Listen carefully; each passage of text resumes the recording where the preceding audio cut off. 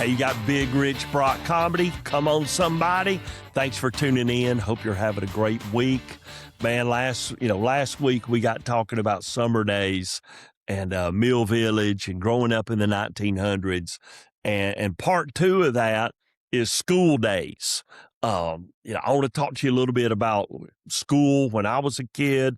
No matter your age, if you're older, my age, younger, way younger, it'll be an interesting thought, and I'd love to get your feedback on some of your memories. And when I'm talking school age, let's start. I grew up in Chickamauga, Georgia. If you're not familiar, Chickamauga is known for it's a national park town. Largest Civil War park in the United States. Bigger than Gettysburg. Come on, somebody. Just not as popular. Chickamauga is a great town. I grew up there. We had one red light in the city limits, is what I'll say. But then, it's a booming town now. There's 2 red lights, I believe. But great little city, lot going on. But the reason people today move to Chickamauga is the school system. They have an excellent school system, Chickamauga City Schools. I don't know why it's the case, but, I raised 3 boys. They went to, we went through Christian school for a little while. We went to public school in the New Orleans, Louisiana, and the school we were in was one of the best public schools in the district. And it would have been the worst public school in Georgia, or not Georgia, but where I lived, Whitfield County. Then we came back, and my boys were in Whitfield County schools. My middle son, because of basketball, really, and friends, went to 2 different middle schools. He transferred over. We had a coaching change at his middle school, and his travel ball teammates and best friends were at the other middle school. And the coach over there never recruited him. He wasn't about that. But when I made the call and asked, is there a place for my son on your team? If he makes the team, would you be okay with that? And he said, yes. And he will make the team. Because he was one of the, and we grew up, one of my son's claim to fames is he played travel ball in high school and middle school ball with or against Jameer Gibbs that plays for the Detroit Lions and Ladd McConkey that plays for the Chargers. 2 great NFL guys, 2 quick as lightning guys. And I laugh because my son was quick, but those 2 guys were a whole different zip code. They could fly. So he played ball with them and against them. So when he transferred over to the other middle school, my buddy called me and he says, hey, the coach just called. He's about to jump out of his skin. He can't believe it. He says, man, this is a whole new team now. And we had a great experience over there at West Side. West Side. They like to say West Side's the best side, but West Side's good. But then my youngest son went to New Hope and had a good coach, good people there. And then I had kids that went to, one went to Cahulla Creek High School, 2 went to Northwest Whitfield High School. So I share that with you because as a parent, we went through a lot of different schools, did 2 moves, and all around. Where I grew up, I was K through 12. I went to school with the same people from kindergarten through 12th grade. Now, think about that for a minute. Now, we added as we went along, but that original 60 kids from the 2 classes, probably 40 of them, or 40 plus, we stayed together all the way through school. I brought in today, I got proof right here.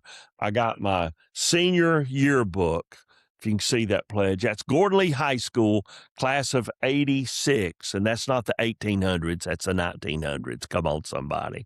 And I'm going to show you something that's kind of cool in here, if I can find it. Of course, I would show you my, hey, there's my best friend still to this day, sophomore class favorite, David Powell. And there's my other buddy, the class president, who I mentioned last week, Michael Wallen. So look at there. That wasn't even planned, people. Y'all can send me a check later, boys. I appreciate it. But class superlatives, if you know what that is, where they decide this person, and I know y'all thought I was best looking. Come on, somebody, right out of the gates. But 1986, wittiest in their school. There he is, right there, Richie Brock and Gay Wilhelm. Now, my friend Gay, to this day, Gay is her and her husband pastor a Methodist church in Georgia, and she's as sweet as a day's long. And you say, "Oh, Big Rich, why you say that?" Well, there's a lot of people that's been voted wittiest or class clown or this or that. But what I learned in school was my wit was what got me out of trouble. It got me in trouble. A lot of things in my life, I use my words to influence people. And growing up, man, in those times, going K through 12, kindergarten then was at the First Baptist Church, Chickamauga, Georgia. Then we moved to Chickamauga Elementary School. And Chickamauga Elementary School was, and still to this day, great school, a lot of fun, a lot of things going on. And what I loved about growing up there, man, I've had teachers come to my comedy shows that were my sixth grade teacher came to my comedy show. Her and her husband had been to like 10 and brought family. And Brenda, I love you if you're listening. And I've had other teachers show up at my shows, coaches that show up, classmates. I traveled 10 states this year, and I'll run into people. The valedictorian of my senior class, her and her husband came to one of my shows at the Loft at the Comedy Zone in Columbus, Georgia. And I got tickled. I'm like, when I saw her, I was like, "Weren't you like the salutatorian or something?" She's like, "I was a valedictorian." See, you remember it when you were You remember when you were the top of the class, you down at the bottom, you try to forget it or you don't care. And, but that group of people that I grew up with, and in a small town, I lost both my parents in the last, let's see, this recording. My mom passed in 2017. My father 13 months later.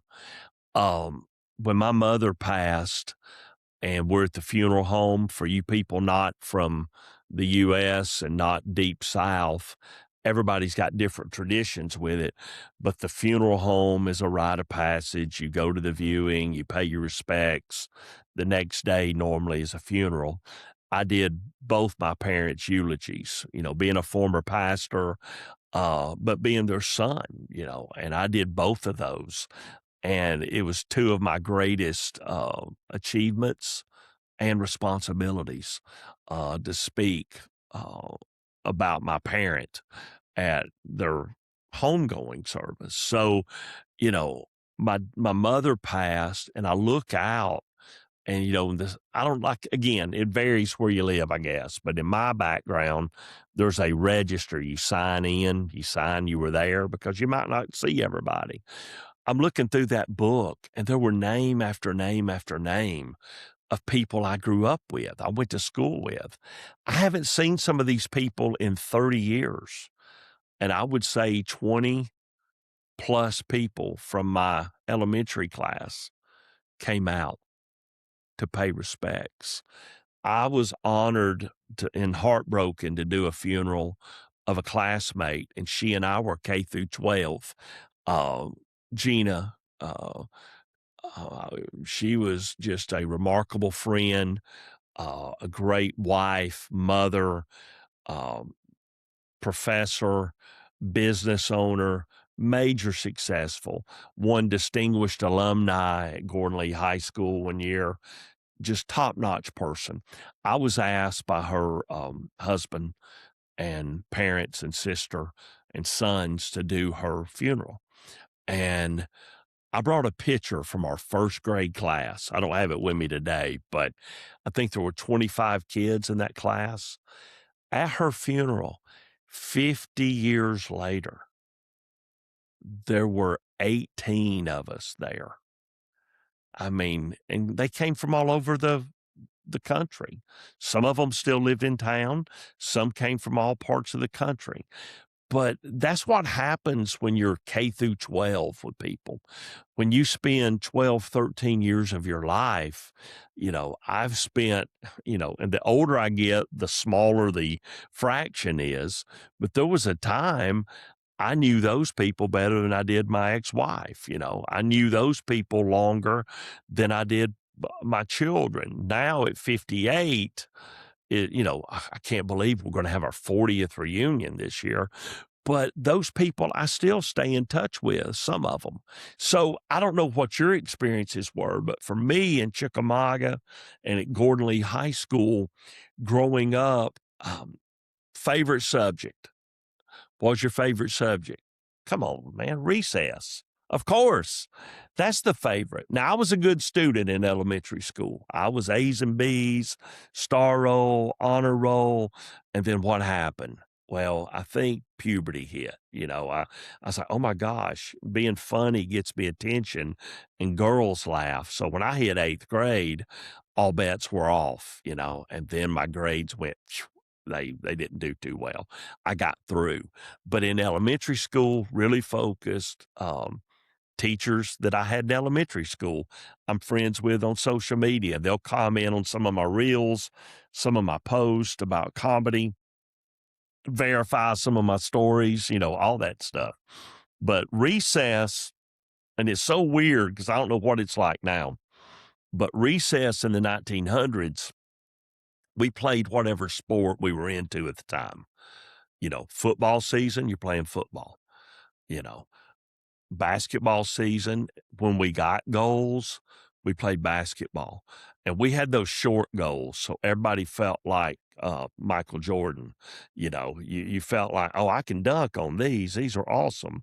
And they had them cemented in. And then, you come to school one day and some guys that are 16 climb the fence and they've destroyed the goals because they've been dunking on them all weekend. But we'd play basketball. But one of my favorites we would do was kickball. Come on, somebody. Man, you play kickball at recess, divide up teams, pick 2 captains. I was one of those kids, if I wasn't captain, I was first, second pick. And then you got those kids, it gets down to the end, and you're like, I don't want them, you take them. No, I don't want them, you take them.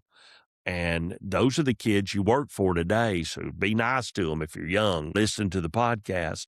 But we would play kickball and it would be like, 12 to 11. And the teacher would blow the whistle and be like, okay, time to go in. Oh, game's not over. Next day you carry it over. Next day you carry it over. There were times we'd carry that game over for 2 weeks. It'd be 102 to 95 and we're still going because you don't want to let it go. And that's what I love about recess and competing and all that stuff as a kid. I remember my friend, shout out to my friend Terry Royal. We were playing football and he was quarterbacking. And I was one of the, everybody went out. You had a center, and then everybody went out for a pass. There'd be like 12 people. And I came out of one of the tunnels. We had tunnels at the playground. I ran through one of them, came out. He threw it to me, touchdown. And then the next play, something happened, and I believe he broke his arm. I think it was his arm. And I was supposed to spend the night over at his house. It was on a Friday. And they had to call his mother, and he had to leave school.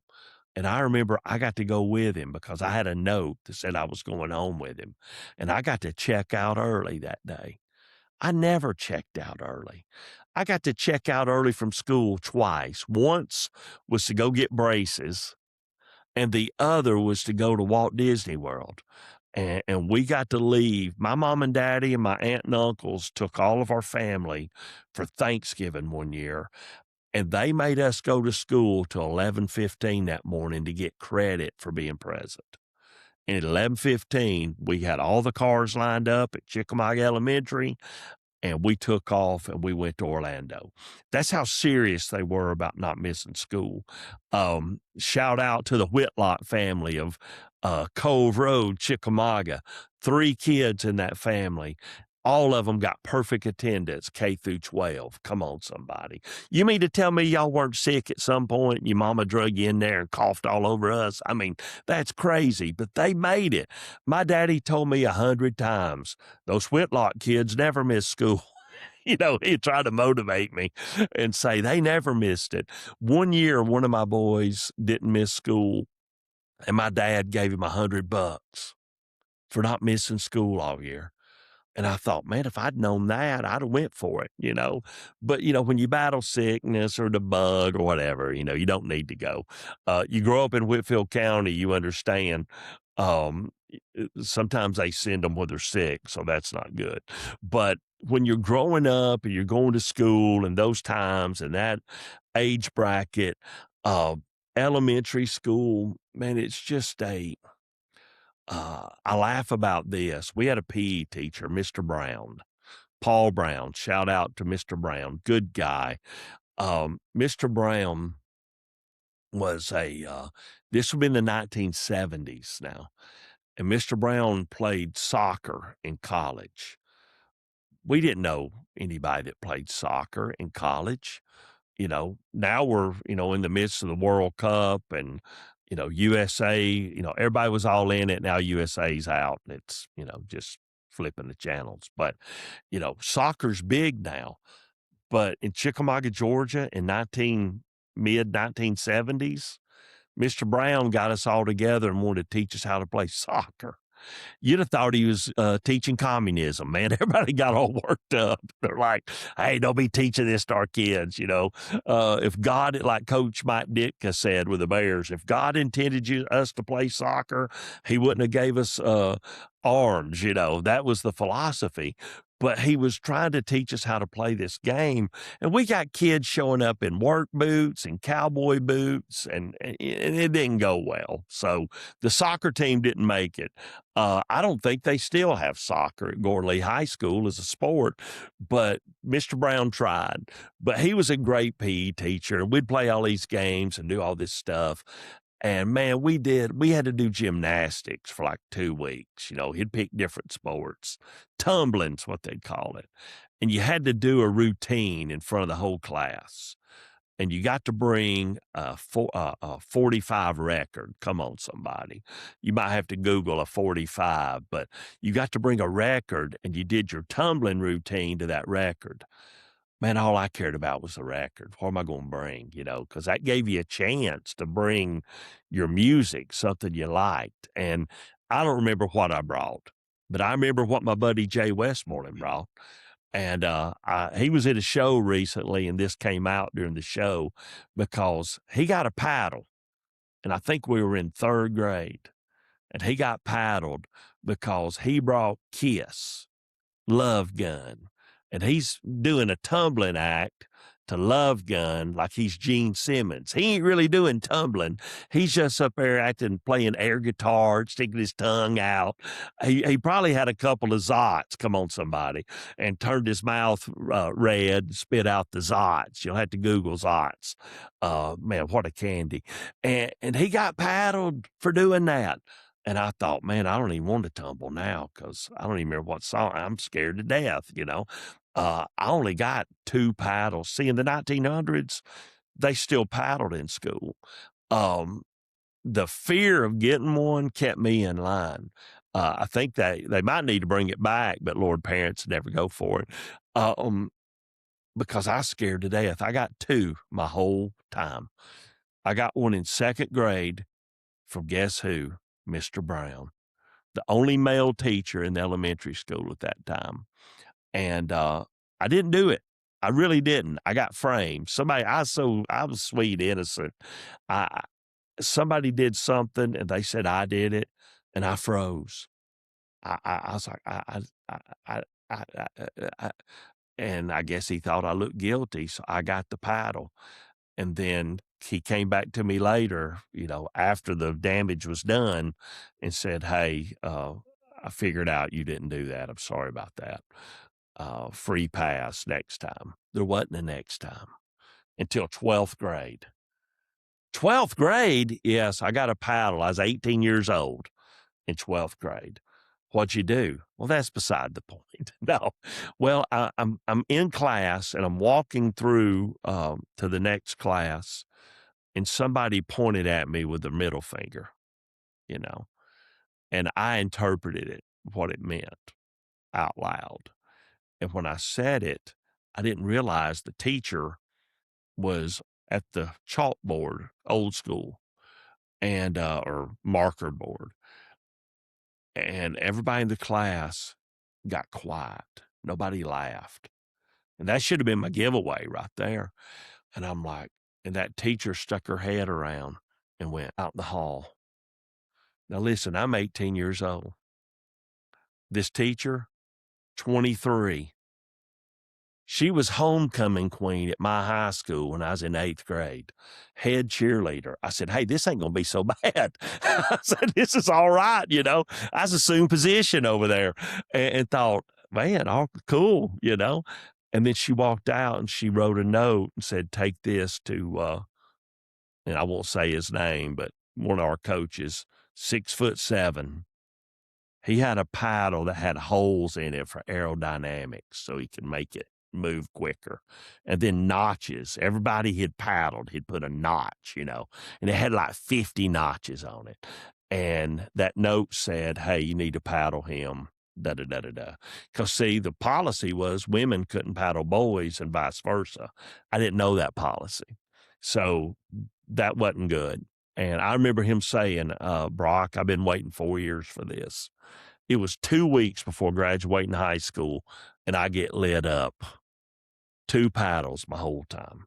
So looking back in school, great friendships. Um, you know, I pastored. When I pastored a lot of people that homeschooled and a lot of good kids and folks that went to Christian school or private school. One of my dad's famous lines was when Gordon Lee, where I went to school, or my boys in sports, if we played a Christian school, he says, well, get ready. There's going to be a fight. There's always a fight, he said, because those Christian school kids are mean as a snake, used to be his line, you know. A lot of them get put there instead of going there for the right reasons or whatever. But I enjoyed school. I mean, yeah, but I learned how to deal with difficult people. I learned how to, you know, everybody, you know, used to be in the 1900s, it was a rite of passage. You know, you went through getting bullied in some way, and then you got to be the, you know, you get through a year, maybe 2, then you were the king for 2 years. You know, it's a different world now. But I look back and yeah, there were some days that were, oh, that wasn't good. But overall, great experience. And I hope you hear me today.